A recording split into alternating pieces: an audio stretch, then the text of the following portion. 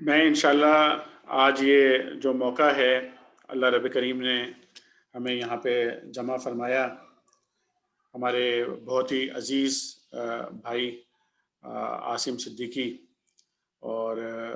ان کے تمام بہن بھائیوں نے جو آج ہمیں یہاں پر یہ موقع عنایت کیا ہے کہ ہم یہاں پر جمع ہوں، اور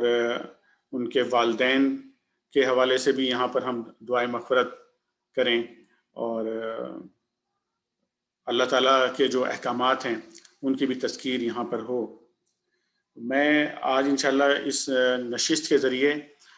اس نقطے پر بات کروں گا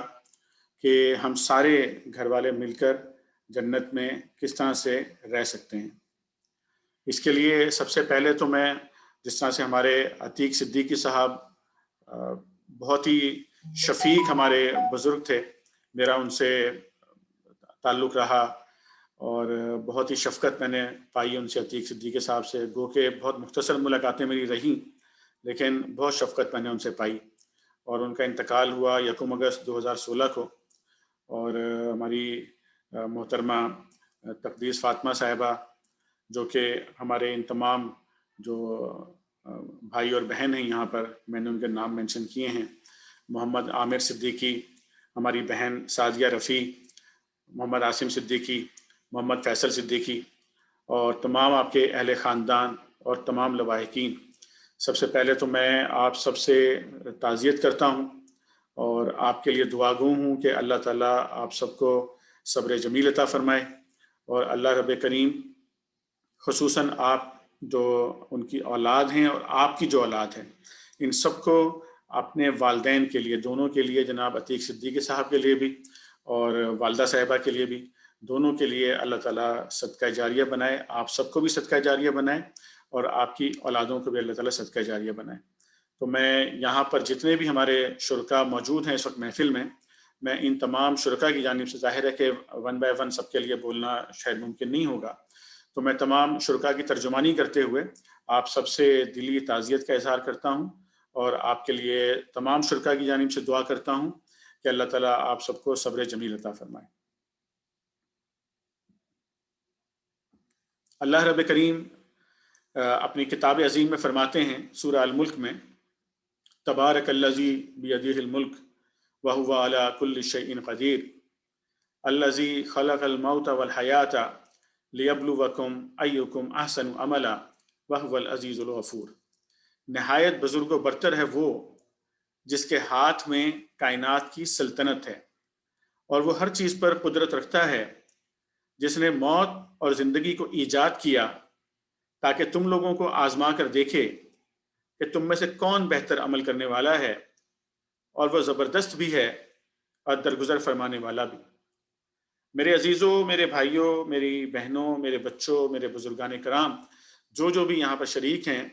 یہ بات سب سے پہلے ہمارے دلوں کے اندر اور ذہنوں کے اندر بالکل بیٹھی ہونی چاہیے، جاگزی ہونی چاہیے ہمارے دلوں اور ذہنوں کے اندر، کہ اس دنیا کے اندر جو ہم آئے ہیں یہ ٹیمپریری پیریڈ ہے، یہ فار ایور، اور کوئی اس دنیا کے اندر نہیں آتا، یہاں تک کہ انبیاء کو بھی اللہ تعالیٰ نے جو ہے نا وہ ہمیشگی کی زندگی اس دنیا کے اندر نہیں دی ہے اللہ تعالیٰ نے۔ یہاں پر اللہ رب کریم نے ہمیں آزمائش کے لیے بھیجا ہے، بار بار اس واقعے کو یاد کرنا چاہیے کیونکہ ہمارے ذہنوں سے محو ہو جاتی ہیں چیزیں، کہ اللہ تعالیٰ نے آدم علیہ السلام کو تخلیق کرنے کے بعد، پیدا کرنے کے بعد آدم علیہ السلام کو اللہ رب کریم نے جنت عطا فرمائی تھی کہ تم جنت میں رہو، اور وہ ابلیس کے جس نے اللہ تعالیٰ کے سامنے کھڑے ہو کر یہ اعلان کیا تھا کہ میں اس آدم کو بہکاؤں گا، دائیں سے بائیں سے آگے سے پیچھے سے، اور اس کی اکثریت سے میں تیری جہنم کو بھر دوں گا، اور اسی نے وہ کوششیں کی جس کے نتیجے میں آدم علیہ السلام جنت سے نکالے گئے اور پھر زمین کے اوپر بھیجے گئے۔ تو گویا جو آدم کی میراث ہے، اللہ تعالیٰ نے قرآن میں بھی جنت کے لیے لفظ میراث استعمال کیا۔ آدم کی جو میراث ہے وہ جنت ہے، آدم کی میراث، لیکن اس جنت کو، اپنی وراثت کو حاصل کرنے کے لیے اللہ رب کریم نے ان آیات میں فرمایا کہ اللہ تعالیٰ دیکھنا چاہتا ہے، اس نے اب تمہیں موت اور زندگی دی ہے دنیا کے اندر، کہ اچھا اس میں یہ بھی عرض کر دوں کہ اللہ تعالیٰ نے قرآن میں 2 اموات کا تذکرہ کیا ہے، 2 موتیں اور 2 زندگیاں۔ تو جو پہلی موت ہے، ہم دنیا میں آنے سے پہلے ایک حالت موت میں تھے بنیادی طور پر، وہ پہلی موت تھی۔ اس کے بعد اللہ تعالیٰ نے یہ زندگی عطا کی جو دنیا کی زندگی ہے ہماری، اور یہ مختصر زندگی ہے، آزمائش کی زندگی ہے ہمارے لیے۔ اس کے بعد ایک موت دی جاتی ہے ہمیں، اور یہ جو موت ہمیں دی جاتی ہے یہ اس لیے نہیں ہوتی کہ ہماری زندگی ہمیشہ کے لیے ختم ہو جائے، بلکہ ایک نئی دنیا کے اندر یہ داخلہ ہے اور ایک نئی زندگی کا آغاز ہے، جس کے بارے میں اللہ تعالیٰ فرماتے ہیں کہ وہ لامتناہی زندگی ہے۔ اس آزمائش سے جب لوگ گزرتے ہیں اس دنیا کے اندر، اور آج کل کی دنیا کے اندر بھی ہمارے سامنے بہت سارے ایسے رول ماڈل بھی موجود ہوتے ہیں ہمارے سامنے، اور عمومی طور پر جو ہمارے گھروں میں جو لوگ ہوتے ہیں ان میں بھی ہمیں بہت سارے جو ہے وہ رول ماڈل اگر ہم کہیں تو ہمیں نظر آتے ہیں۔ جس طرح سے ہماری محترمہ خالہ جان تقدیس فاطمہ صاحبہ کی پوری زندگی ہمیں نظر آتی ہے کہ کس طرح ان کا کتنا تقویٰ ان کی زندگی میں تھا، کتنی عبادت گزار تھیں، کتنی باحیا تھیں، اتنی تعلیم یافتہ ہونے کے بعد لوگ عام طور پر بعض اوقات ایسا ہوتا ہے کہ لوگ جو ہے اپنا راستہ چھوڑ بیٹھتے ہیں، لیکن اس کے بعد اس بات کو سمجھنا اور اپنے پورے اس تعلیم کو اور اپنی اس پوری جو ٹریننگ ہے اس کو اللہ کے دین کے لیے استعمال کرنا، اور پھر قرآن سے اپنا تعلق قائم کرنا، اللہ کے احکامات کے اوپر عمل درآمد کرنا، خود عمل درآمد کرنا، اور اس بات کی نگرانی کرنا، مسلسل اس بات کی نگرانی کرنا۔ آج ان کے بچے اس بات کے گواہ ہیں ہمارے سامنے، ہمیں ایویڈنس کے طور پر نظر آ رہے ہیں۔ یعنی اس میں کوئی باتیں نہیں ہیں صرف کہ ایک ماں، ایک عورت جب اپنے بچوں کی تربیت کرتی ہے، خاص طور پر اس حوالے سے تربیت کرتی ہے جب وہ انہیں یہ سکھاتی ہے کہ کیا اللہ کا حکم ہے اور کیا اللہ کے نبی صلی اللہ علیہ وسلم کا حکم ہے، اور ہمیں اس کو کس طریقے سے ماننا چاہیے، وہ عمل ہوتا ہوا ہمیں جب اس کی اولاد میں نظر آتا ہے تو پھر ہمیں وہ ایک گواہی ہمارے سامنے ہوتی ہے کہ وہ خاتون یقیناً وہ اپنے جو آزمائش کے لیے اللہ تعالیٰ نے انہیں دنیا کے اندر بھیجا، اللہ تعالیٰ نے انہوں نے اس آزمائش سے کما حقہ ہو اس سے گزرنے کی کوشش کی اور اس آزمائش سے سرخرو ہونے کی کوشش کی۔ ہمیں نظر آتا ہے کہ جو ان کے قریبی جو لوگ ہیں، ان کی اولاد ہے، ان کے جو قریب ان کے ملنے جلنے والے ہیں، خواتین ہیں جن سے ان کا ایک طویل عرصے سے ان کا تعلق رہا، سب ان کے بارے میں یہ گواہی دیتے ہیں کہ انتہائی صاف دل خاتون تھیں، ہمیشہ جو ہے غریبوں اور مساکین کا، ان کے کھانے پینے کا، ان کی ضروریات کا خیال کرتی تھیں، آخری وقت تک۔ یعنی کہ جس اللہ کے دین کو پھیلانے کے لیے جماعت اسلامی سے وہ وابستہ تھیں، اور آخری وقت تک ان کی کمٹمنٹ کا یہ عالم تھا کہ بالکل آخری وقت بھی جو جماعت کی جو اعانت کے جو بھی اس میں کنٹریبیوٹ کیا کرتی تھیں، وہ آنے والے 2 ماہ کے لیے بھی جو ہے وہ اس کنٹریبیوشن کو جو ہے اپنی ذمہ داری کو وہ ادا کر کے گئیں۔ گو کہ ظاہر ہے کہ یہ وہ کہتے ہیں لوگ کہ جو اچھے لوگ ہیں وہ دنیا سے اٹھتے جا رہے ہیں، اور یہ خاندان جو ہے، جو ہماری خالہ جان کا جو پورا خاندان ہے، اس نے جو ان کی دین کے لیے خدمات ہیں، چاہے ہمارے برنی برادران محترم مرحوم شجاعت علی برنی صاحب ہوں، مرحوم محترم فرحت علی برنی صاحب ہوں، ان کی اولاد، یہ تمام بہن بھائی ماشاءاللہ جو ہے ان کا ایک بڑا کنٹریبیوشن جو ہے وہ دین کے لیے، دین کی خدمت کے لیے، لوگوں کو دین کی طرف لانے کے لیے، لوگوں تک اللہ کے دین کا اور قرآن کا پیغام پہنچانے کے لیے جس طریقے سے ان سب لوگوں نے اپنی پوری زندگیاں لگائی ہیں، تو اللہ تعالیٰ سے میں دعا گو ہوں کہ گو کہ اب یہ تمام بہن بھائی جو تھے یہ اب دنیا سے جا چکے، اور غالباً جہاں تک میری معلومات ہیں خالہ جان محترمہ تقدیس فاطمہ صاحبہ جو ہیں وہ اپنے بہن بھائیوں میں سے شاید آخری دنیا میں موجود تھیں جو کہ اب اللہ تعالیٰ کے پاس جا چکی ہیں، اور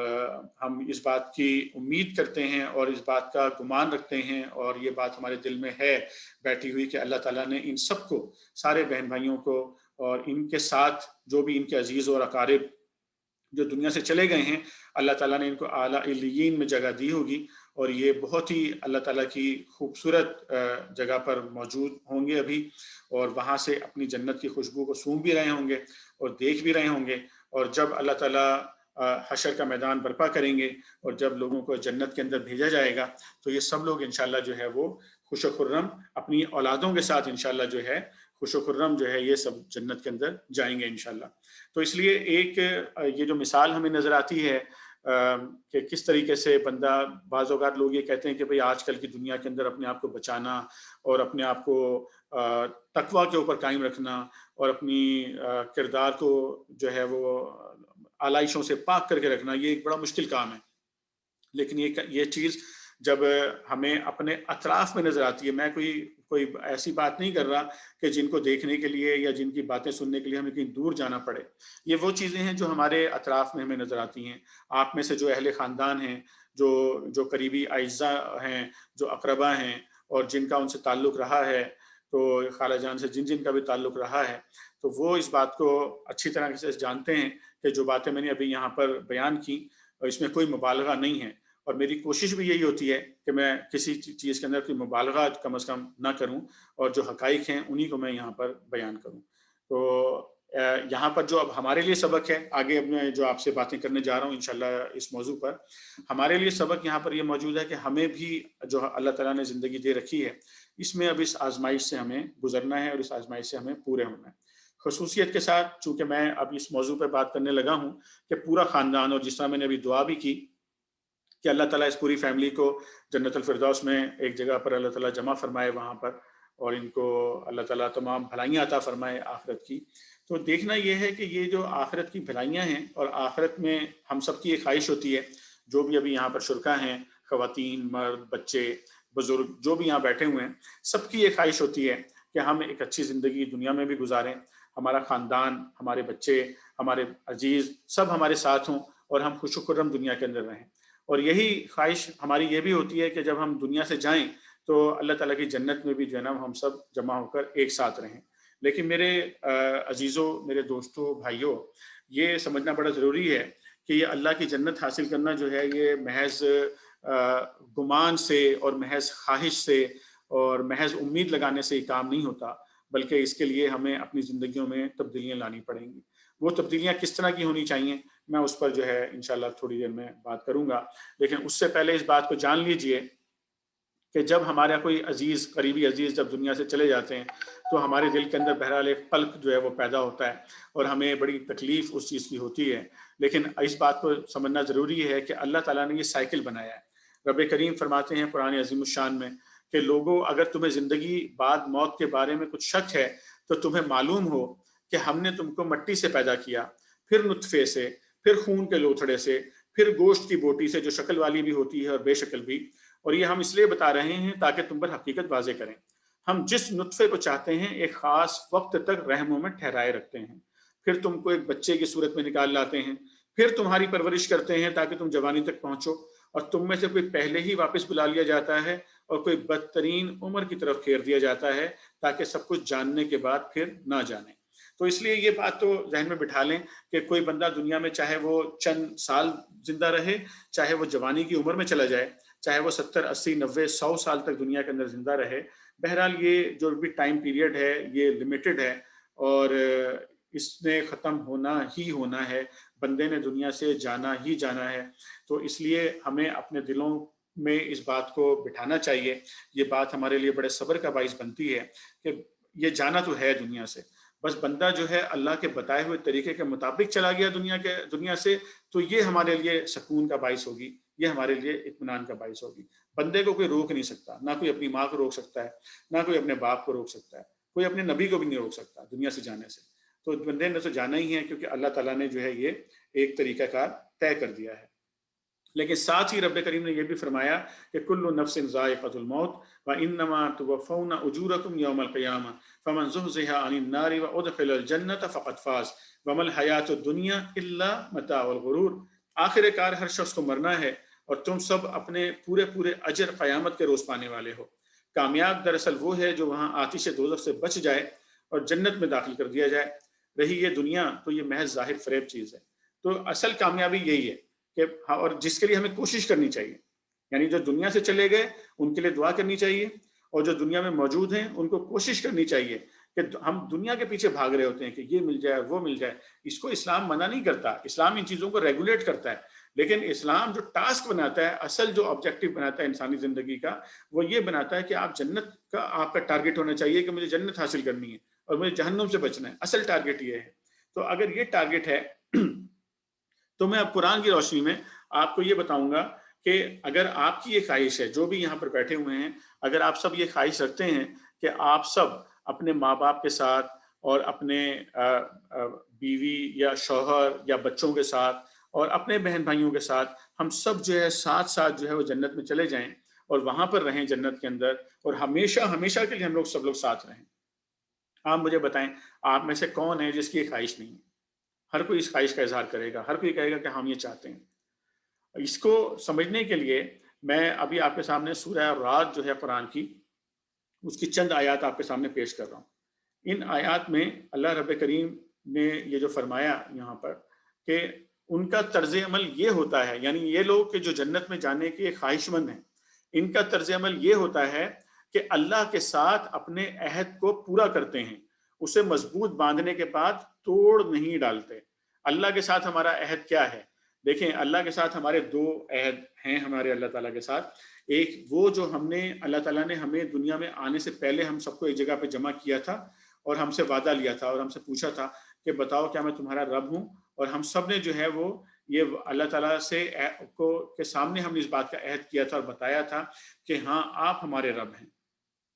الستو بربکم، جو اللہ تعالیٰ نے سب سے پوچھا تھا اور ہم نے کہا تھا قالوا بلا، کہ آپ ہمارے رب ہیں۔ تو اللہ سے ہمارا عہد یہ کہ اللہ ہمارا رب ہے، اللہ کو رب ماننا، اور پھر ہم اس کی روشنی میں اللہ تعالیٰ سے جو عہد کرتے ہیں اپنا کلمہ پڑھ کر کہ اشہد ان لا الہ الا اللہ و اشہد ان محمدً عبدہ و رسولہ، یہ جو ہمارا عہد ہے نا اللہ تعالیٰ کے سامنے کہ ہم شہادت دیں گے کہ اللہ کے علاوہ کوئی الہ نہیں ہے۔ شہادت کا مطلب ہے میرے دوستوں، میرے بھائیوں، میری بہنوں، میرے بچوں، شہادت کا مطلب یہ ہے گواہی دینا، یعنی گواہی میں اپنے عمل سے بھی دوں گا۔ جب میں یہ کہتا ہوں کہ میرے اللہ نے سچ بولنے کا حکم دیا ہے، عہد پورا کرنے کا حکم دیا ہے، والدین کے ساتھ اچھا سلوک کرنے کا حکم دیا ہے، پڑوسیوں کے ساتھ اچھا سلوک کرنے کا حکم دیا ہے، تو اگر میں نے اپنے اللہ سے عہد کیا کہ میں گواہی دوں گا تو وہ ساری کی ساری چیزیں میرے عمل سے نظر آنی چاہیے، پہلی چیز۔ اور دوسری ہے کہ میرے قول سے بھی نظر آنی چاہیے، یعنی میں وہ لوگوں میں پھیلانے والا بھی بنوں اس چیز کو۔ تو نیکی کو اختیار کرنا اور نیکی کو پھیلانا، یہ دونوں چیزیں جو ہیں اللہ کے ساتھ عہد ہیں بنیادی طور پر۔ دوسرا اس میں جو آتا ہے اس آیت ربانی میں اللہ تعالیٰ فرماتے ہیں ان کی روش یہ ہوتی ہے کہ اللہ نے جن جن روابط کو برقرار رکھنے کا حکم دیا ہے انہیں برقرار رکھتے ہیں، یعنی دنیا میں رشتوں کو کاٹتے نہیں ہیں۔ آج کی دنیا جو ہے نا یہ رشتوں کو کاٹتی چلی جا رہی ہے۔ ہم حالات کیسے بھی ہوں، اپنے گھروں میں اپنے خاندانوں میں اس بات کو یقینی بنائیے کہ صلہ رحمی کو یقینی بنائیے اپنے خاندانوں کے اندر، اپنے گھروں کے اندر۔ یہ جو رواج بن گیا نا کہ بھائی بہن سے ملنے والا نہیں ہے، ہم اس کی شکل نہیں دیکھیں گے، ہم اس کو نہیں بلائیں گے، ہم اس کی شادی میں نہیں جائیں گے، ہم اس کے مرنے جینے میں نہیں جائیں گے، اس کو ختم کریں خدا را۔ یہ اللہ تعالیٰ کا حکم ہے کہ رشتوں کو برقرار رکھیں۔ رشتے دار چاہے آپ کے ساتھ برا سلوک کرے لیکن آپ نے ان کے ساتھ اچھا سلوک کرنا ہے۔ اس بات کو اپنے ذہن کے اندر اور دل کے اندر اس بات کو بٹھائیں، اس بات کو۔ اور پھر اللہ رب کریم نے فرمایا کہ وہ اس بات کا خوف رکھتے ہیں، اپنے رب سے ڈرتے ہیں اور اس بات کا خوف رکھتے ہیں کہ کہیں ان سے بری طرح حساب نہ لیا جائے۔ تو جب ہمیں اس بات کو بھی بار بار دل کے اندر بٹھانا چاہیے اور اللہ تعالیٰ سے دعا کرتے رہنی چاہیے ہر وقت کہ اللہ ہم سے برا حساب نہ لینا اور ہم سے آسان حساب لے۔ اللہ تعالیٰ جو ہے جب بندہ اللہ تعالیٰ سے دعا کرتا ہے تو پھر اللہ تعالیٰ بندے سے آسان حساب ہی لیتے ہیں۔ پھر فرمایا کہ ان کا حال یہ ہوتا ہے کہ اپنے رب کی رضا کے لیے صبر سے کام لیتے ہیں۔ صبر کا مطلب ہے ڈٹ جانا۔ ڈٹنے کا مطلب یہ ہے کہ آپ نیکی کا کام کرنے کے لیے آپ کے راستے میں کوئی بھی مشکل آئے آپ نے اس کو برداشت کرنا ہے۔ برائی سے بچتے ہوئے راستے میں کوئی بھی مشکل آئے آپ نے اس کے اوپر برداشت کرنا ہے آپ نے۔ پھر فرمایا کہ نماز قائم کرتے ہیں، ہمارے دیے ہوئے رزق میں سے علانیہ اور پوشیدہ خرچ کرتے ہیں، یعنی اپنی نمازوں کی حفاظت کرنا اور جو بھی رزق اللہ تعالیٰ نے آپ کو دیا ہے، جو بھی مال و دولت اللہ تعالیٰ نے آپ کو دی ہے، اس میں سے ایک اچھا حصہ جو ہے وہ لوگوں کو دینا، اور یہ چھپا کر بھی دینا چاہیے، دکھا کر بھی دینا چاہیے۔ دکھا کر دینے کا مطلب یہ نہیں کہ آپ کے دل میں ہو کہ میں دکھا رہا ہوں، بلکہ یہ ہو کہ ہم لوگوں کو اس کے اوپر اکسا رہے ہیں، لوگوں کو ابھار رہے ہیں اس کے اوپر کہ وہ بھی کریں۔ اور پھر فرمایا کہ برائی کو بھلائی سے دفع کرتے ہیں۔ یہ لوگ، یہ جو بندے ہیں، یہ برائی کو بھلائی سے دفع کرتے ہیں، یعنی آپ کے ساتھ کوئی بندہ برائی کرے ہمیں ری ایکٹیو نہیں ہونا ہے۔ ہماری جو پرسنالٹی ہوگی وہ ری ایکٹیو نہیں ہوگی کہ کوئی برا کرے گا تو میں برا کروں گا، اچھا کرے گا تو نہیں۔ کوئی میرے ساتھ اچھا کرے گا یا برا کرے گا میں اچھا ہی کروں گا اس کے جواب میں۔ یہ ایک پرسنالٹی اللہ تعالیٰ نے یہاں پر بیان فرمائی۔ پھر فرمایا کہ آخرت کا گھر انہی لوگوں کے لیے ہے۔ ابھی جو میں نے آپ کے سامنے نکات بیان کیے ان کے بارے میں فرمایا، اور پھر فرمایا کہ یعنی ایسے باغ جو ان کی ابدی قیام گاہ ہوں گے، وہ خود بھی ان میں داخل ہوں گے۔ اگلی بات بڑی اہم آ رہی ہے، فرمایا کہ وہ خود بھی ان میں داخل ہوں گے اور ان کے آباء و اجداد اور ان کی بیویوں اور ان کی اولاد میں سے جو صالح ہیں وہ بھی ان کے ساتھ وہاں جائیں گے۔ تو اب آپ کو فارمولہ پتہ چل گیا کہ اگر پوری فیملی جنت میں جانا چاہتی ہے تو جو نکات ابھی میں نے آپ کے سامنے بیان کی ہیں سورہ رات کی روشنی میں، ان کو ہمیں اختیار کرنا پڑے گا۔ اور ان کے لیے اللہ تعالیٰ نے خوشخبری بتائی کہ ملائکہ ہر طرف سے ان کے استقبال کے لیے آئیں گے اور ان سے کہیں گے کہ تم پر سلامتی ہو، تم نے دنیا میں جس طرح صبر سے کام لیا اس کی بدولت آج تم اس کے مستحق ہوئے ہو، بس کیا ہی خوب ہے یہ آخرت کا گھر۔ تو اگر ہم سب مل کر جنت میں جانا چاہتے ہیں، جنت میں رہنا چاہتے ہیں، تو اس کا یہ فارمولہ ابھی میں نے آپ کے سامنے یہاں پر بیان کر دیا ہے۔ اس کے بعد ہم اس سے آگے بڑھتے ہیں اور دیکھتے ہیں کہ یہ ساری کی ساری چیزیں جو ابھی میں نے آپ کے سامنے بیان کی، اس کے لیے ایک مضبوط گھرانہ، ایک ایسا گھرانہ کہ جو نیکیاں پھیلانے والا گھرانہ ہو اور جو برائیوں کو روکنے والا گھرانہ ہو، یہ بیسک یونٹ ہے۔ اگر پوری سوسائٹی کو بدلنا چاہتے ہیں تو پوری سوسائٹی کو بدلنے کے لیے آپ کو بیسک یونٹ چینج کرنا پڑے گا۔ اگر گھر بدلے گا تو پوری کی پوری سوسائٹی چینج ہوگی، اگر گھر خراب ہو جائے گا تو پوری کی پوری سوسائٹی خراب ہو جائے گی۔ اگر آپ پورا خاندان کو لے کر جنت میں جانا چاہتے ہیں تو اس کی بلڈ کیسے ہوگی، یہ بنے گا کیسے، اس کا اسٹرکچر کیسے بنے گا، وہ میں ابھی آپ کے سامنے پیش کرتا ہوں۔ سورہ بنی اسرائیل کی آیت نمبر 23 اور 24 کی روشنی میں اللہ رب کریم نے فرمایا، تم لوگ کسی کی عبادت نہ کرو مگر صرف اس کی، والدین کے ساتھ نیک سلوک کرو، اگر تمہارے پاس ان میں سے ایک یا دونوں بوڑھے ہو کر رہیں تو انہیں اف تک نہ کہو، نہ انہیں جھڑک کر جواب دو، بلکہ ان سے احترام کے ساتھ بات کرو اور نرمی کے ساتھ جھک کر رہو، اور دعا کیا کرو کہ پروردگار ان پر رحم فرما جس طرح انہوں نے رحمت و شفقت کے ساتھ مجھے بچپن میں پالا تھا۔ اب آپ ذرا اس پر بھی غور کیجئے کہ اللہ رب کریم فرماتے ہیں، اور حقیقت یہ ہے کہ ہم نے انسان کو اپنے والدین کا حق پہچاننے کی خود تاکید کی ہے۔ اس کی ماں نے ضعف پر ضعف اٹھا کر اسے اپنے پیٹ میں رکھا اور 2 سال اس کا دودھ چھوٹنے میں لگے، اسی لیے ہم نے نصیحت کی کہ میرا شکر کر اور اپنے والدین کا شکر بجا لا۔ اب آپ یہ دیکھیں، اللہ رب العالمین فرماتے ہیں اور میری ہی طرف سے تجھے پلٹنا ہے۔ یہ سورہ لقمان کی آیت نمبر 14 جو ہے ابھی میں نے آپ کے سامنے پیش کی، یعنی سورہ بنی اسرائیل سے میں نے آپ کو بتایا اور سورہ لقمان کی آیت نمبر 14 ابھی میں نے آپ کے سامنے پیش کی ہے۔ آپ ذرا اس بات پر غور کریں کہ دونوں آیات کے اندر اللہ تعالیٰ نے اپنی عبادت کے فوراً بعد والدین کا تذکرہ کیا ہے۔ یہ کس قدر اہمیت کی حامل ہے یہ چیز، یعنی اللہ کی عبادت اور اس کے فوراً بعد جو ہے وہ والدین کا تذکرہ۔ اس کی وجہ یہ ہے کہ بندہ جو دنیا میں آتا ہے وہ آتا ہی جو ہے وہ والدین کے ذریعے سے ہے، اور یہ جو والدین ہیں یہ لوگ جو ہے اپنا سب کچھ قربان کر کے اس بچے کی جو ہے وہ پرورش کرتے ہیں، اپنا سب کچھ جو ہے اس بچے کے اوپر لگاتے ہیں اپنا۔ یہیں سے بلڈنگ بلاک، میں نے جو بات کی آپ سے کہ اگر آپ پوری سوسائٹی کو چینج کرنا چاہتے ہیں اور سب مل کر، سوسائٹی یعنی آپ کا خاندان بھی ایک سوسائٹی ہے، سب مل کر اگر جنت میں جانا چاہتے ہیں تو آپ کو بیسک یونٹ ٹھیک کرنا پڑے گا، اور بیسک یونٹ کہاں سے بنتا ہے؟ ماں باپ سے بنتا ہے۔ اسی لیے اللہ تعالیٰ نے اپنی عبادت کے فوراً بعد ماں باپ کا تذکرہ کیا۔ اگر یہ جو ماں باپ کے حوالے سے جتنے ان کے حقوق اور جتنے ہمارے فرائض بنتے ہیں اور جتنا ان کا ابھی آیات کے اندر میں نے آپ کے سامنے پیش کیا کہ اللہ تعالیٰ نے فرمایا کہ ان کے سامنے اف تک بھی نہ کہو اگر وہ بوڑھے ہو کر تمہارے سامنے رہیں، اور ان کے سامنے جو ہے وہ جھکے رہو ان کے سامنے ان کی بات سننے کے لیے، تو یہ بنیادی طور پر ایک مضبوط گھرانہ، ایک مضبوط گھر تعمیر ہوتا ہے۔ اس کے نتیجے میں ایک ایسا مضبوط گھر تعمیر ہوتا ہے جو نیکی کا مسکن ہوتا ہے اور جو برائیاں اس گھر سے دور ہوتی ہیں۔ تو اگر اس طرح کے گھر یونٹ بننا شروع ہو جائیں گے تو آپ دیکھیں گے کہ ایک خوبصورت سوسائٹی جو ہے وجود میں آنا شروع ہو جائے گی۔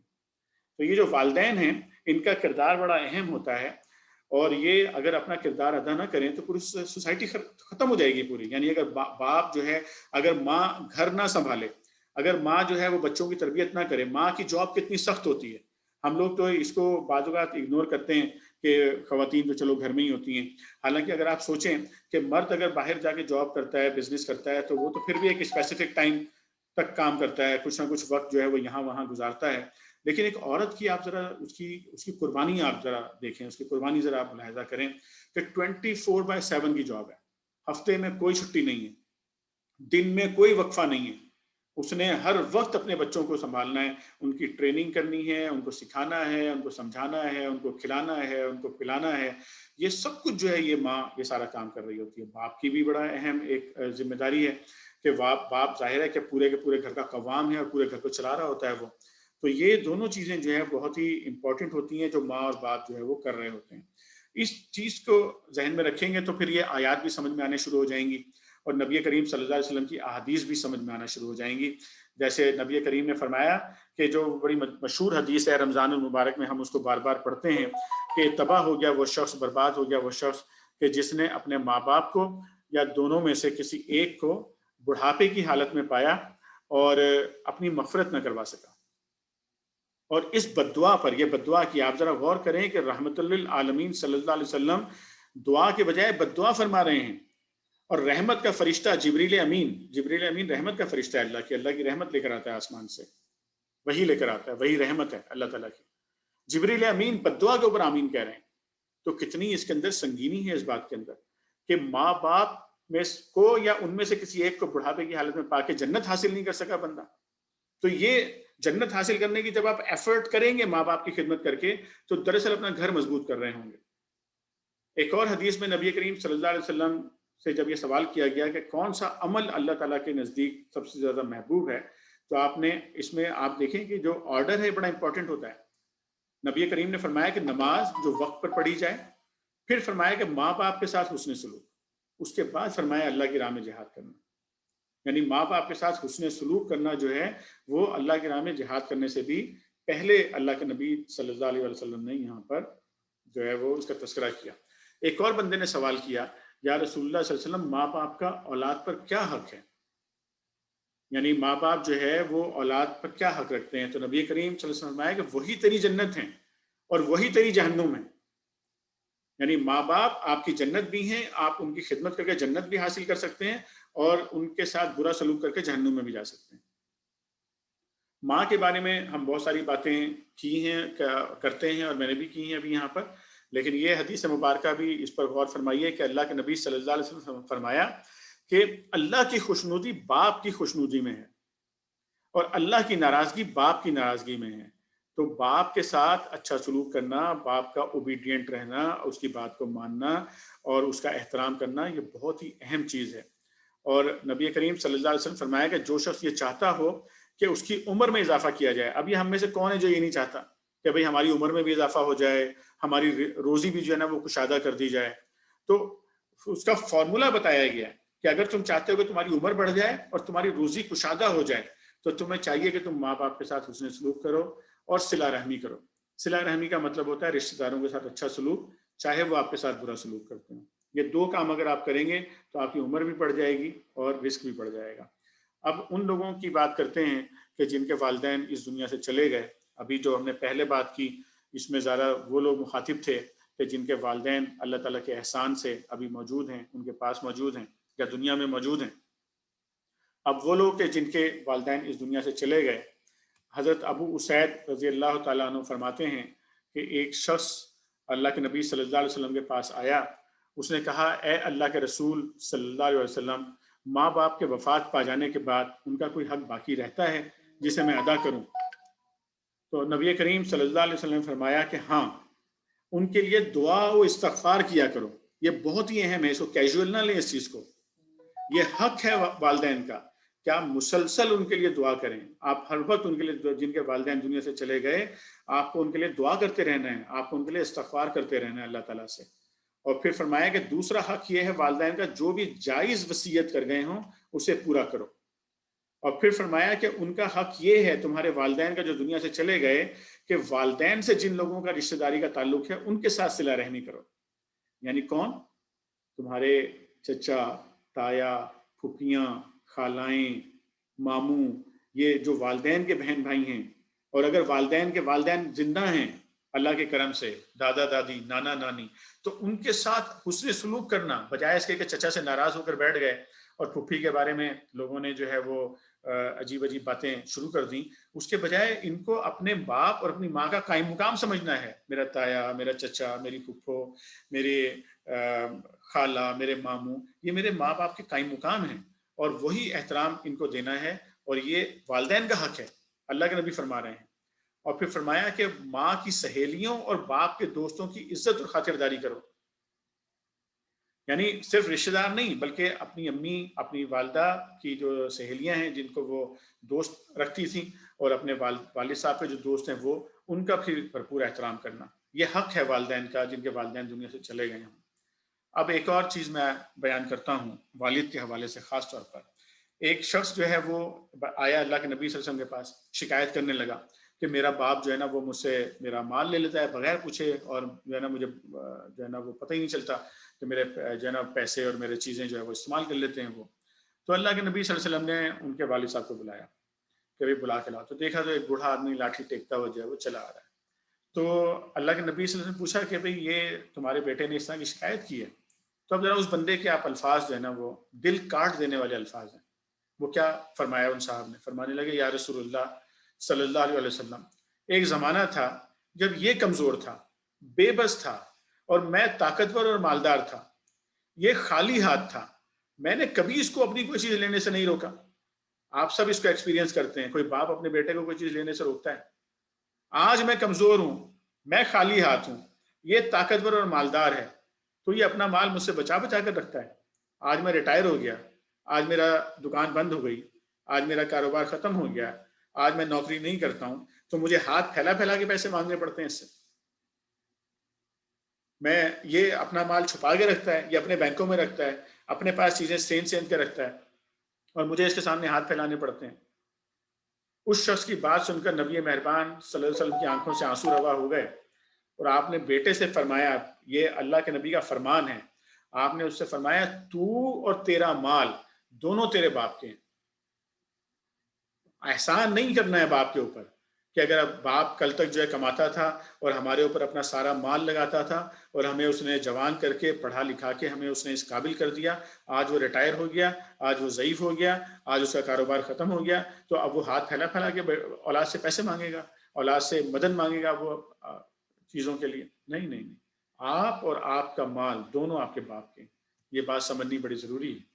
ایک اور حدیث مبارکہ میں ایک بندہ جو ہے وہ ماں کے حق کے حوالے سے، ایک بندے نے کہا کہ میری ماں بہت ضعیف ہے، اور میں نے اپنی ماں کو اٹھایا کندھوں کے اوپر اور اس کو لے کر چلا، اس کو مکہ لے کر پہنچا، میں نے اپنی ماں کو کندھوں پر بٹھا کر طواف کروایا، میں نے اپنی ماں کو کندھوں پر بٹھا کر سعی کروائی، میں نے اپنی ماں کو کندھوں پر بٹھا کر حج کروایا، تو کیا اللہ کے نبی صلی اللہ علیہ وسلم، کیا میں نے اپنی ماں کا حق ادا کر دیا؟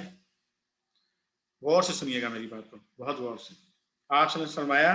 کہ تو نے تو اپنی ماں کا وہ حق بھی ادا نہیں کیا جو ایک رات کا حق تھا، کہ جب تو نے جو ہے وہ جگہ کو گیلا کیا تھا، اس نے تجھے اٹھایا اور خود گیلی جگہ پہ سوئی اور تجھے خشک جگہ پہ سلایا۔ اور پھر آپ نے فرمایا کہ ایک اور حدیث ہے، یا غالباً اسی حدیث کا حصہ ہے، میں بھول رہا ہوں، صرف میں مفہوم بیان کرتا ہوں، کہ آپ صلی اللہ علیہ وسلم فرمایا کہ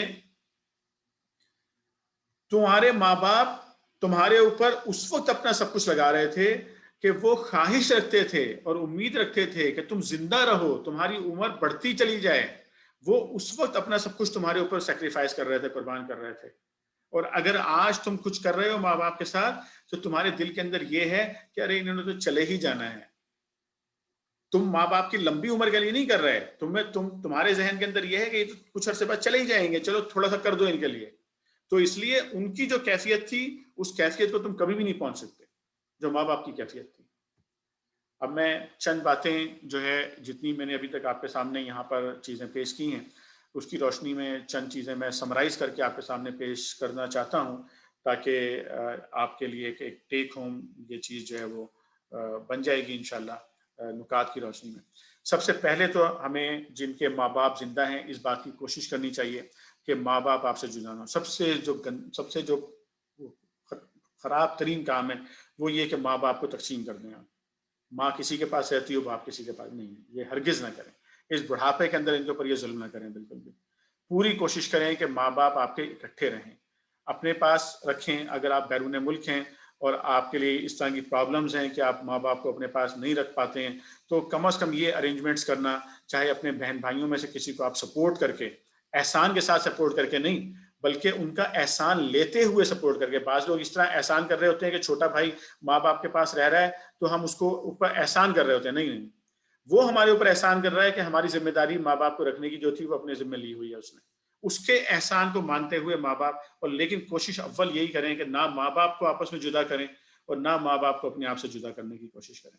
ان کو خوش رکھنے کی مکمل کوشش کریں۔ چھوٹی چھوٹی خوشیاں ہوتی ہیں بڑھاپے میں نا، کوئی آپ سے دولت اور یہ چیزیں نہیں مانگتا کوئی بھی، بڑی چھوٹی چھوٹی خوشیاں ہوتی ہیں، دل جوئی سے خوش ہو جاتے ہیں، تھوڑا سا وقت آپ ان کو دے دیں، تھوڑی سی باتیں ان سے کر لیں، آدھا گھنٹہ گپ شپ کریں، ادھر ادھر کی باتیں کریں بیٹھ کے، ان کو ٹائم دیں ان کو۔ اگر آپ بیرون ملک ہیں، والدین دور ہیں آپ سے، تب بھی ٹائم دیں ان کو وقت دیں، ان سے باتیں کریں، آپس کی باتیں کریں، عمومی باتیں کریں ساری، ان کی سختی کو برداشت کریں، اور گھر والوں کو بھی سکھائیں۔ اگر والدین آپ کے ساتھ رہتے ہیں، نہیں بھی رہتے، لیکن جو اگر وہ سختی ہے، ان کے رویے میں سختی ہے، جو بھی ہے اس کو، کیونکہ دیکھیں ایج کا تقاضا ہے، آپ والدین کو، میں کئی لوگ آتے ہیں ان سے بات ہوتی ہے تو وہ اپنے والدین کو چینج کرنے کی کوشش کر رہے ہوتے ہیں۔ والدین کو چینج کرنے کی کوشش کیوں کرتے ہو بھائی؟ وہ اس عمر میں تھوڑی چینج کرنا ہے آپ نے ان کو، اپنے آپ کو اکارڈنگلی چینج کرو، اپنے آپ کو ایڈجسٹ کرو ان کے ساتھ، اور ان کی جو بھی سختیاں ہیں اس کو برداشت کریں۔ اپنے گھر والوں کو بھی یہ بات سکھائیں، اپنی بیوی کو، اپنے بچوں کو، کہ ہمیں اپنے والدین کی سختی اگر کوئی ہے بھی تو اسے برداشت کرنا ہے۔ ان کی مرضی کے خلاف جو ہے نا کوئی بات نہ کریں، بالکل بھی ان کے مزاج کے خلاف بات نہ کریں، کوشش کریں، کیونکہ بڑھاپے میں نا لوگ عام طور پہ چڑچڑے ہو جاتے ہیں، اتنی قوت برداشت نہیں ہوتی ان کے اندر کہ وہ اس طرح کی چیزوں کو برداشت کر پائیں۔ تو اس لیے کوشش اس بات کی کریں کہ ان کی مرضی کی خلاف کوئی بات نہ ہو ان کے سامنے، اور کوئی ایسی چیز جس سے وہ ناراض ہوتے ہیں وہ نہ ہو، اور پھر دل و جان سے خدمت کریں۔ یہ نہیں کہ یار چلو کیونکہ اب یہ تو ہمارے اوپر پڑی گئی ہے ذمہ داری تو کرنی ہے، نہیں، پورے دل کے ساتھ کریں۔ اگر آپ وہ ساری چیزیں جو میں شروع سے کہتا آ رہا ہوں کہ جنت میں اگر جمع ہونا چاہتے ہیں اور دنیا کی ساری بھلائیاں حاصل کرنا چاہتے ہیں تو پورے دل کے ساتھ کریں یہ کام، پورے حضوری قلب کے ساتھ یہ کام کریں۔ اچھے سے اچھا کھانا دیں، اچھے سے اچھا جو ہے ان کو پہننے کے لیے ان کو جو ہے پرووائڈ کریں۔ چھوٹی چھوٹی، میں اگین کہوں گا، چھوٹی چھوٹی خواہشات ہوتی ہیں، کوئی بڑی چیز نہیں مانگتے ہیں والدین بچوں سے۔ پھر ان کا احترام کرنا، ان کا نام نہیں لینا، اگر وہ چل رہے ہیں وہ آہستہ چلتے ہیں تو یہ نہیں کہ راستے میں اگر والدین، یہ خاص طور پر میں بچوں سے کہنا چاہتا ہوں کہ آپ کے دادا یا آپ کے ابو اگر وہ تھوڑے ضعیف ہیں اور آپ تو ایکٹیو ہیں، تو یہ نہ ہو کہ دادا جان آہستہ آہستہ چل رہے ہیں تو آپ بھاگتے ہوئے آگے جا رہے ہیں، بلکہ ہم نے اپنی رفتار کو آہستہ کرنا ہے، وہ آگے چلیں گے، ہم ان کے پیچھے چلیں گے۔ کہیں بیٹھنے کا وقت آئے گا تو وہ پہلے بیٹھیں گے، ہم بعد میں بیٹھیں گے، ان کی طرف پاؤں نہیں پھیلائیں گے۔ یہ سارے میں آپ کو ادب کے طریقے بتا رہا ہوں کہ یہ ادب کرنا ہے۔ دعا والدین کے لیے یہ ضروری نہیں ہے کہ وہ مر جائیں گے تب ہم ان کے لیے دعا کریں گے، بلکہ زندگی میں بھی دعا کرتے رہنا مسلسل اپنے والدین کے لیے، یہ بڑا ضروری ہے کہ زندگی میں بھی ہم اپنے والدین کے لیے دعا کرتے رہیں۔ پھر اہم چیز جو میں پہلے بھی تذکرہ کر کے آیا کہ ماں باپ کے بہن بھائیوں کا احترام کرنا، آپ کے چچا، تایا، پھوپھیاں، خالہ، ماموں، ان کی اولادیں، ان کے شوہر، ان کی بیویاں، یعنی خالہ، خالو، ماموں، مامی، پھپھو، ان کے شوہر، اور جو ہے چچا، تایا، چچیاں، تائیاں، سب یہ جو ہے نا ان کا سب کا اسی طرح احترام کرنا ہے جس طرح سے ہم اپنے ماں باپ کا احترام کرتے ہیں۔ یہ مشکل کام ہے، میں اگین کہہ رہا ہوں، آج کل کے زمانے میں خاندانوں کے اندر بہت لوگوں نے رخنا اندازیاں ڈالی ہوئی ہیں، برداشت کرنا مشکل ہوتا ہے، لیکن یہ ضروری ہے یہ کہ ہم ان سب کا احترام کریں، اور اس کے نتیجے میں بڑے خوبصورت گھرانے جو ہے وجود میں آئیں گے۔ اسی طرح آپ کی والدہ کی جو سہیلیاں ہیں اور ابو کے جو دوست ہیں، چاہے وہ زندگی میں بھی، یہ نہیں کہ ان کے مرنے کے بعد آپ نے احترام کرنا ہے، بلکہ زندگی میں بھی باپ کے دوست کا اسی طرح احترام کریں جس طرح باپ کا احترام کرتے ہیں، ماں کی سہیلی کا اسی طرح احترام کریں جس طرح جو ہے وہ اپنی ماں کا احترام کرتے ہیں۔ پھر اگر والدین نے کوئی قرض وغیرہ انہوں نے لے لیا، یا والدین نے کوئی وعدہ کر لیا، چلو بھائی ہم تمہاری مدد کریں گے یا ہم یہ کریں گے، والدین نے وعدہ کر لیا، اس کو اپنا وعدہ سمجھیں کہ ٹھیک ہے میرے والد نے یہ کمٹمنٹ کی تھی، کوئی بات نہیں، میں پوری کروں گا۔ میرے والد کے اوپر یہ قرض تھا، میری ماں کے اوپر یہ قرض تھا، یا میری ماں نے یہ کمٹمنٹ کی تھی، آئی ول فلفل، میں اس کو پورا کروں گا۔ تو یہ ایٹیٹیوڈ جو ہے، یہ اگر ہم اختیار کریں گے تو اس کے نتیجے میں یہ جو جتنی چیزیں میں ابھی بتاتا ہوا آیا ہوں آپ کو، وہ ساری کی ساری چیزیں اس سے فلفل ہوں گی انشاءاللہ۔ اس کے نتیجے میں اللہ تعالیٰ راضی ہوگا، اس کے نتیجے میں دنیا کی فلاح ملے گی، اس کے نتیجے میں آخرت کی فلاح بھی ملے گی انشاءاللہ۔ اور اہم ترین چیز کہ اپنے آپ کو چینج کرنا ہے، اس لیے کہ اگر آپ یہ چاہتے ہیں کہ آپ اپنے والدین کے لیے صدقہ جاریہ بنیں تو اپنا ایٹیٹیوڈ چینج کرنا ہوگا۔ ایک اور بیماری ہمارے یہاں آ گئی ہے، وہ یہ کہ لوگ سمجھتے ہیں کہ شاید ایک سرٹن ایج کے بعد جانے کے بعد جو ہے نا وہ اپنے آپ کو تبدیل نہیں کیا جا سکتا، انسان اپنے آپ کو جو ہے نا وہ تبدیل نہیں کر سکتا انسان جو ہے نا ایک خاص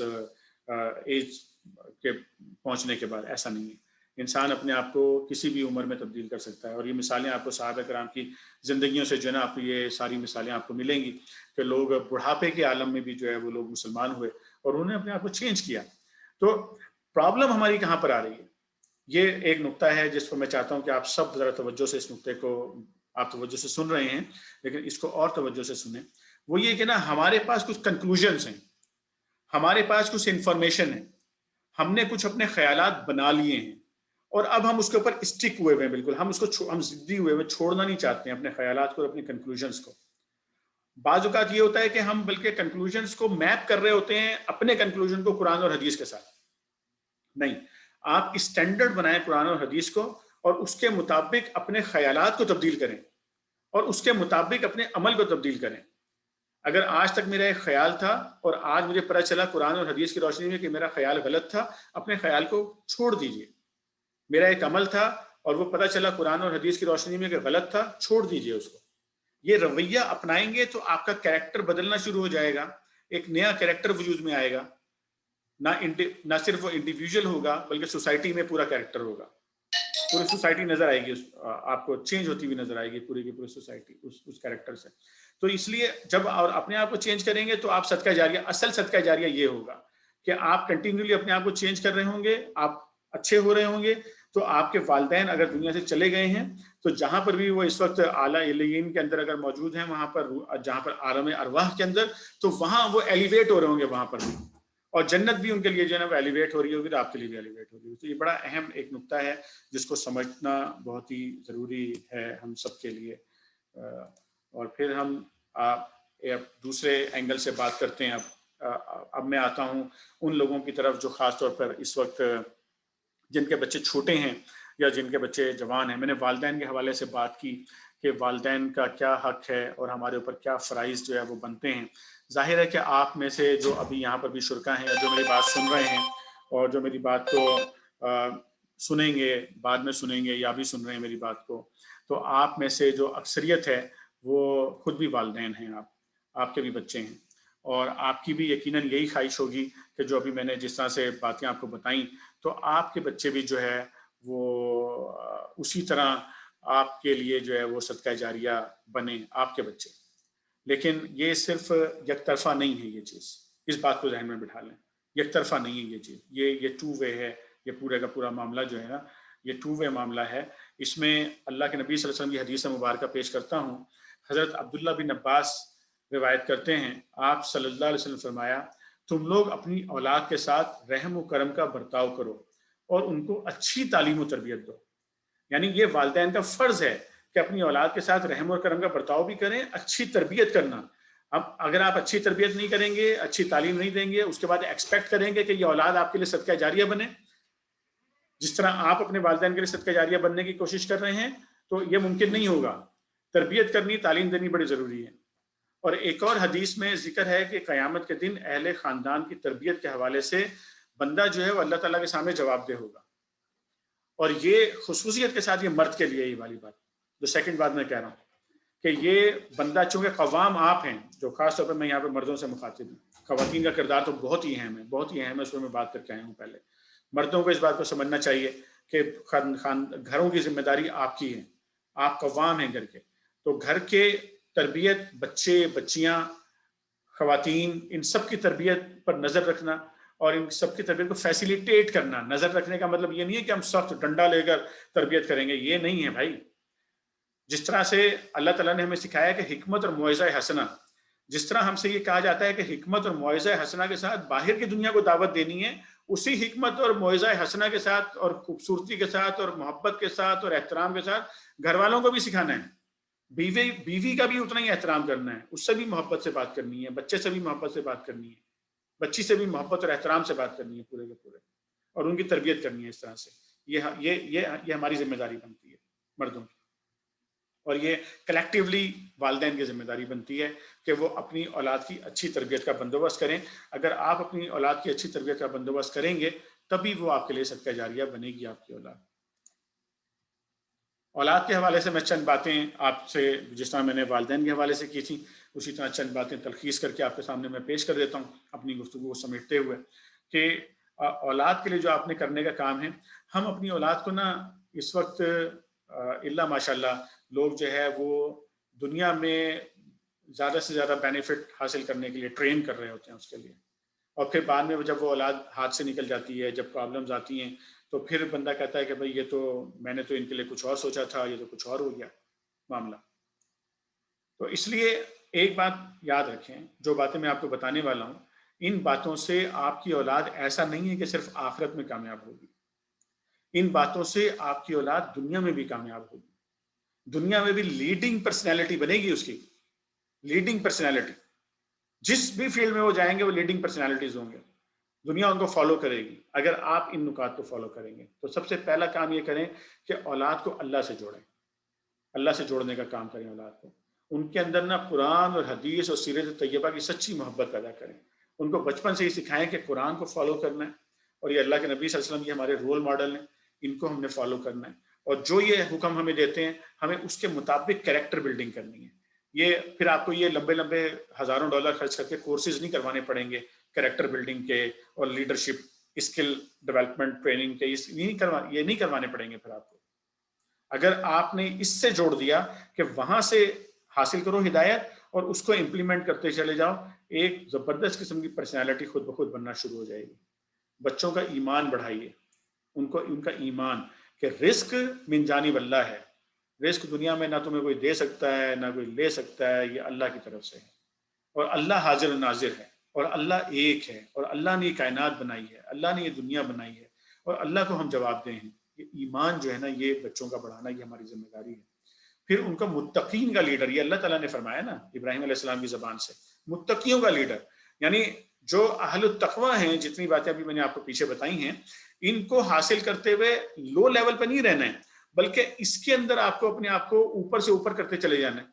نتیجہ کیا نکلے گا کہ وہ آپ کا جو بچہ ہے اس بچے کا ایمان بڑھتا چلا جائے گا، اس کا کردار بہترین ہوتا چلا جائے گا، وہ ایک سچا، ایک ایماندار، ایک عہد پورا کرنے والا، ایک فرض شناس، ایک اپنے فرائض پورے کرنے والا، دوسروں کے حقوق ادا کرنے والا، جو بھی ذمہ داری اس کے اوپر پڑتی ہے اس کو صحیح طریقے سے نبھانے والا، دنیا کے اندر جو کام بھی وہ کرے گا، جس پروفیشن میں بھی وہ جائے گا اس پروفیشن کے اندر لیڈنگ اور ایکسیلنس کے لیول پر جائے گا وہ، کیونکہ آپ نے اس کو سکھا دیا ہوگا کہ جو کام کرنا ہے اس کو ایکسیلنٹ کرنا ہے، اس کام کو۔ اب اگر وہ ڈاکٹر بنے گا، وہ انجینئر بنے گا، وہ پروفیسر بنے گا، وہ معیشت دان بنے گا، وہ قانون دان بنے گا، وہ کاروباری بنے گا، وہ جو کام بھی، وہ استاد بنے گا، جو کام بھی وہ کرے گا وہ ایکسیلنٹ ہوگا، وہ ایکسیلنٹ ہوگا وہ، جب آپ اس کو بچپن سے سکھا دیں گے کہ اللہ کا حکم ہے کہ متقیوں کا امام بننا ہے، لیڈنگ پر پوزیشن پہ جانا ہے، آپ کے لیے کوئی رکنے کی جگہ نہیں ہے دنیا کے اندر، تیرے سامنے آسمان اور بھی ہیں، اس سے آگے ایک اور آسمان ہے، اس سے آگے ایک اور آسمان ہے، اس سے آگے ایک اور آسمان ہے، تو تجھے رکنا نہیں ہے، تجھے چلتے چلے جانا ہے۔ آپ دیکھیں گے کہ اگر آپ ان بنیادوں کے اوپر اپنی اولاد کی تربیت اگر آپ کریں گے تو آپ کی اولاد انشاءاللہ آپ کے لیے صدقہ جاریہ بنے گی، اور آپ کے لیے جو ہے وہ دنیا کے اندر بھی آپ کو خوش کرنے کا باعث بنے گی، اور آخرت میں جب آپ اس دنیا سے چلے جائیں گے تو پیچھے جب آپ کی اولاد موجود ہوگی تو یہ آپ کے لیے صدقہ جاریہ بنے گی۔ یہیں پر جو ہے وہ میں امید کرتا ہوں کہ جتنی باتیں میں نے ابھی آپ کے سامنے یہاں پر بیان کی ہیں وہ آپ کو سمجھ میں آئی ہوں گی، اور ان کو آپ نے کچھ چیزوں کو نوٹ بھی کیا ہوگا، چاہے دل میں نوٹ کیا ہو آپ نے۔ اللہ تعالیٰ سے دعا کرتے ہیں کہ جو کچھ بھی ہم نے آج یہاں پر آپ کے سامنے بیان کیا ہے، جو کچھ بھی ہم نے سیکھا ہے، سمجھا ہے، اللہ تعالیٰ ہمیں اس پر عمل کرنے کی توفیق عطا فرما دے۔ ہم سب کو اپنے والدین کے لیے اللہ تعالیٰ صدقہ جاریہ بنا دے، اور ہماری اولاد کو اللہ تعالیٰ ہمارے لیے صدقہ جاریہ بنا دے۔ یہ دعا ہمیشہ کرتے رہیے اپنے والدین کے لیے، اپنے بچوں کو سکھائیے کہ وہ آپ کے لیے یہ دعا کرتے رہیں کہ رب ارحمہما کما ربیانی صغیرا، یا اللہ ان پر اس طرح سے رحم فرما جس طرح انہوں نے جب میں بچہ تھا، جب میں چھوٹا تھا، انہوں نے جس طرح مجھ پر رحم فرمایا، تو بھی ان پر رحم فرما۔ تو والدین پر رحم کی ہر وقت دعا کرتے رہیے، والدین زندہ ہیں تب بھی دعا کرتے رہیے، والدین دنیا سے چلے گئے ہیں تب بھی دعا کرتے رہیے۔ وآخر دعوانا ان الحمد للہ رب العالمین۔ جزاک اللہ خیر